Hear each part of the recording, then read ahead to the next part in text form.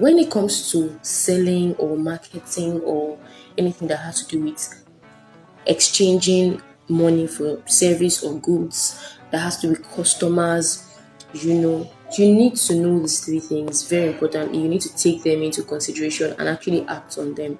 First of all, you need to identify your target audience. Your target audience are the people who are most likely to buy your products or services. So you need to identify them. You need to know, okay, these are the people I'm trying to sell to. These are the people I am actually focusing on. These are the people I am targeting. After you've done that, you need to research on these people. What are their likes? What are their dislikes? What are their goals? What has been stopping them from buying stuff? What have their challenges been? What decides if they buy these things or not? What are their pain points? You just have to research them. What's their age? What's their location?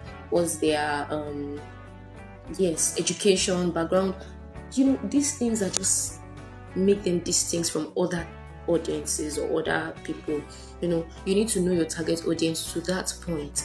After you've done this, you then need to speak to them in a language that they understand. Because if you know them and you're trying to reach them, yes, you've identified your target customers or your target audience, you've researched on them, you know what they want, what they do not want, and all of that.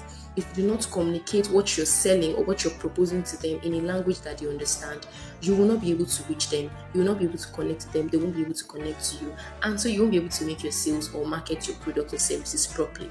So you need to, talk to them in a language that they understand. Gen Zs, the languages that they use, the terms they use, the kind of things they talk about and how they just want to be addressed. The Gen X and all. You just identify your target audience, research on them, and then speak to them in a language that they understand and with a medium that they want or that they like. For instance, Gen Zs might prefer one social media platform to another. If those are your target audience, if the Gen Zs are your target audience, you need to reach them on those platforms that they prefer. You cannot want to speak to a Gen Z and be using a social media platform they do not want or they do not engage with. It's not going to work.